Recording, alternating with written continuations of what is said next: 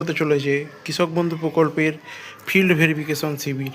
এই নিয়ে পশ্চিমবঙ্গ সরকারের বিজ্ঞপ্তি কিন্তু অলরেডি জারি হয়ে গেছে। কারা ফিল্ড ভেরিফিকেশন করবেন এবং কাদেরকে করতে হবে না, কোথায় জমা দেবেন, কী কী ডকুমেন্টস জমা দিতে হবে, সমস্ত কিছু এই ভিডিওতে বলেছি। ভিডিওটি খুব সংক্ষিপ্ত, তাই চাইবো শেষ পর্যন্ত অবশ্যই দেখবেন।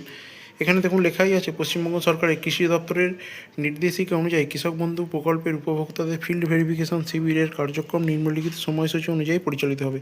যে সমস্ত কৃষক বন্ধু নতুন প্রকল্পের উপভোক্তারা এখনও পর্যন্ত পিএম কিষাণ সম্মান নিধি প্রকল্পের নথিভুক্ত নন, শুধুমাত্র তাদেরই এই শিবিরে উপস্থিত হয়ে প্রয়োজনীয় নথিপত্র জমা দিয়ে ভেরিফিকেশন সম্পূর্ণ করতে হবে।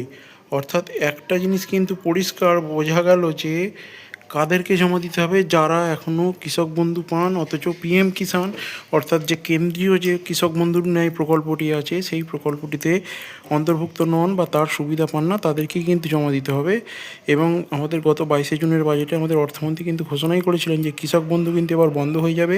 কৃষক বন্ধু যে বার্ষিক 6,000 টাকা পেতেন তার বদলে পিএম কিষাণে নথিভুক্ত হতে হবে সবাইকে, এবং সেই নথিভুক্তকরণের পর কিন্তু প্রত্যেকে বার্ষিক 9,000 টাকা করে পাবেন প্রত্যেক কৃষক। কিন্তু সেখানে কিছু শর্ত আছে।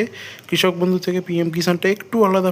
পিএম কৃষক বন্ধুর ক্ষেত্রে যেমন যে কোনো চাষি কিন্তু এই সুবিধা পেতেন, কিন্তু পিএম কিষাণের ক্ষেত্রে আপনাকে কিন্তু সরকারি চাকরিজীবী বা সরকারি পেনশনার বা আপনি যদি জিএসটি দেন বা ট্যাক্স দেন তাহলে কিন্তু আপনি পিএম কিষাণের সুবিধা পাবেন না।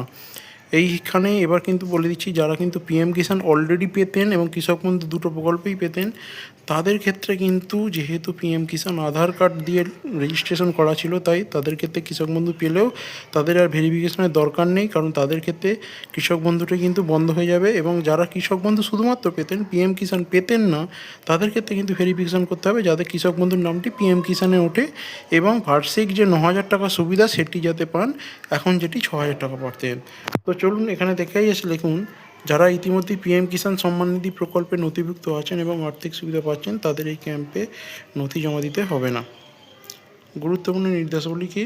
শুধুমাত্র নির্ধারিত গ্রাম পঞ্চায়েতে কৃষকগণ নির্দিষ্ট তারিখে শিবিরে উপস্থিত হবেন। অর্থাৎ এটা কিন্তু বোঝা গেল যে আপনার প্রত্যেক গ্রাম পঞ্চায়েতে কিন্তু শিবির হবে এবং আপনারা যে পঞ্চায়েতের অন্তর্গত সেই পঞ্চায়েতে কিন্তু খোঁজ নিন এই ডকুমেন্টস, এবং সেখানেই জমা দিতে হবে। সেখানেই কিন্তু একটি ফর্ম, 2 পাতা ফর্ম ফিল আপ করে আপনাকে জমা দিতে হবে। সেই ফর্মে কিন্তু তথ্য হিসেবে ব্যাংকের তথ্য, আপনার নাম, আপনার স্পাউস বা আপনার স্বামী বা স্ত্রীর নাম, কতটা জমি আছে পর্চায়ের সঙ্গে, এবং আপনার বার্ষিক ইনকাম কত, এই সমস্ত যাবতীয় তথ্য কিন্তু আপনাকে সেখানে দিতে হবে।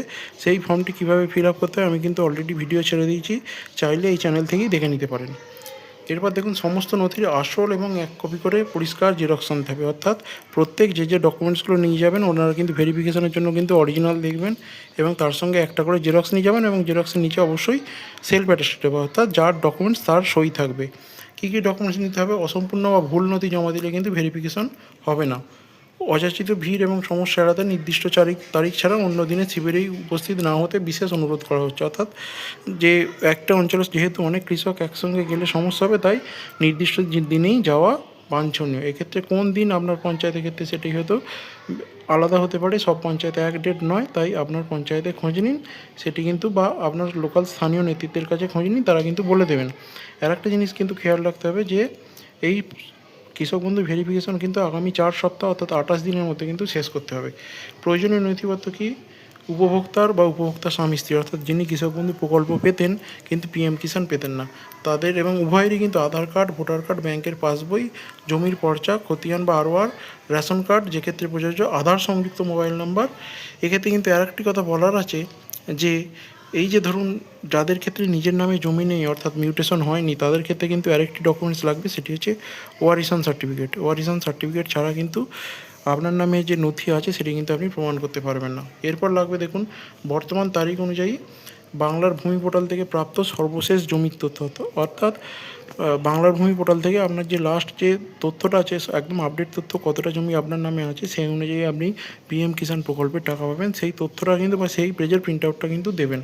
এরপর দেখুন উপভোক্তা অবিবাহিত হলে অবিবাহিত স্বঘোষণাপত্র জমা দিতে হবে। অর্থাৎ আপনি যদি আনম্যারিড বা ব্যাচেলর বা অবিবাহিত হন, সেক্ষেত্রে আপনাকে কিন্তু একটা দরখাস্ত করতে হবে। কাকে আবেদন করবেন সেটা বিডিওকে অ্যাড্রেস করেন যে আমি অমুক, আমার বাড়ি অমুক গ্রাম, অমুক পোস্ট অফিস, অমুক থানা এবং জেলা অমুক, পিন নাম্বার অমুক, আমি ঘোষণা করিতে যে আজকের ডেট অর্থাৎ যে ডেটে আপনি জমা দেবেন আমি অবিবাহিত এবং এই ঘোষণা পূর্ণাঙ্গে সত্য বলে নিচে সই করবেন।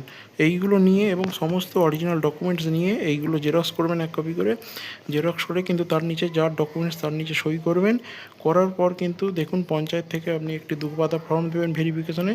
সেই ফর্মটি আপনি অনলাইনেও ডাউনলোড করে নিতে পারেন। সেই ফর্মটি কিন্তু ফিল আপ করে আপনাকে জমা দিতে হবে। এই হচ্ছে